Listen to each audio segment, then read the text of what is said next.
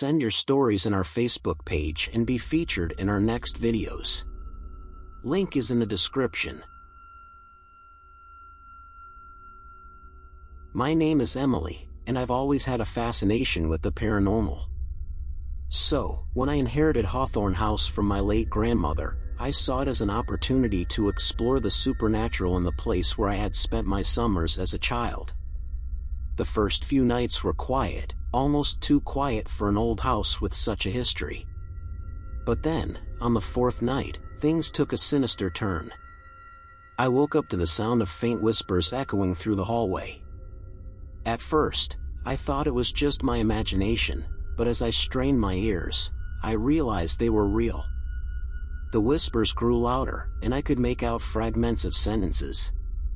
"Leave this place," one voice hissed. "You don't belong here," another chimed in. I was paralyzed with fear, unable to move from my bed. The next night, I decided to investigate. Armed with a flashlight and trembling hands, I crept through the darkened corridors. The whispers returned, and I followed them to the attic. As I climbed the creaking stairs, the air grew colder, and I could see my breath in the dim light. In the attic, I found a dusty old diary. It belonged to my grandmother, and it chronicled her experiences in Hawthorne House. She wrote about the voices, the cold spots, and the feeling of being watched. But the most chilling entry was the one from the night she died.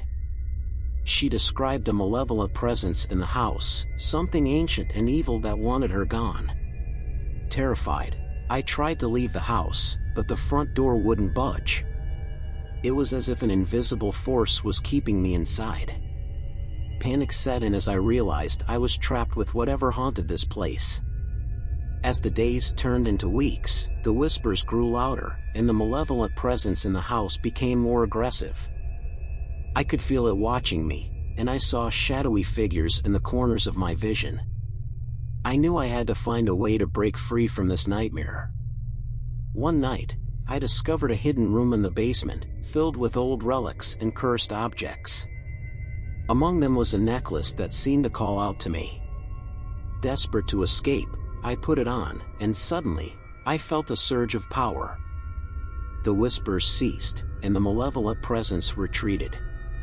With newfound courage, I confronted the entity haunting Hawthorne House.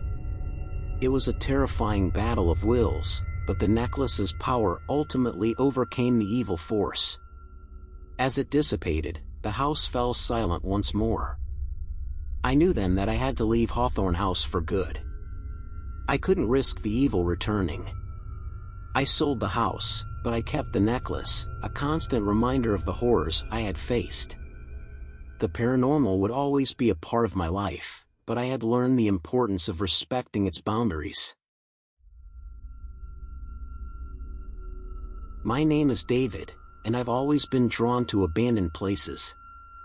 So, when I heard about the old asylum on the outskirts of town, I couldn't resist the temptation to explore it. They said it was haunted, that the souls of the tormented patients still lingered within its decaying walls, but I didn't believe in ghosts. I arrived at the asylum one gloomy evening, the air thick with an eerie silence. The building loomed before me, its windows shattered and its doors hanging off their hinges. I entered cautiously, the floorboards groaning under my weight. As I ventured deeper into the asylum, I could swear I heard faint whispers, but I dismissed them as the wind. It wasn't until I reached the basement that things took a sinister turn. The temperature plummeted, and the whispers grew louder, forming coherent sentences. "He should not have come," one voice murmured. "The darkness will consume him," another warned. But I pressed on, my curiosity overpowering my fear. In the heart of the basement, I found a room covered in cryptic symbols and disturbing drawings. The walls seemed to pulse with a malevolent energy, and I felt a presence watching me from the shadows. That's when I heard the name Eleanor whispered repeatedly. I later learned that Eleanor had been a patient at the asylum, a woman committed by her family for reasons unknown. She had spent her final years in the basement, and it was said that her spirit still roamed the halls, seeking revenge on those who had abandoned her. I decided to communicate with Eleanor's spirit using a Ouija board I had brought with me. It was a foolish decision, one that would seal my fate. The planchette moved on its own, spelling out chilling messages. Eleanor claimed to be trapped in the asylum, and she wanted someone to share her pain.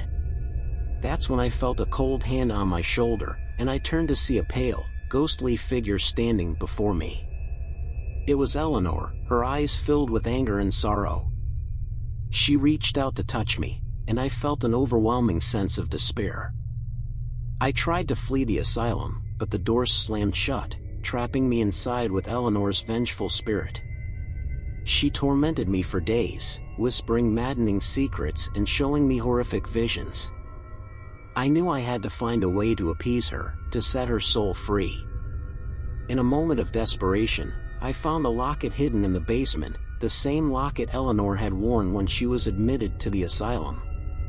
I placed it on her tombstone in the asylum's overgrown courtyard, and as I did, Eleanor's spirit let out a blood-curdling scream before vanishing into the night. I managed to escape the asylum, but I was forever changed by the experience. I now believe in the existence of malevolent spirits and the darkness that can consume those who dare to trespass into their haunted realms. The Forgotten Asylum served as a chilling reminder that some places are best left undisturbed, their secrets buried with the past.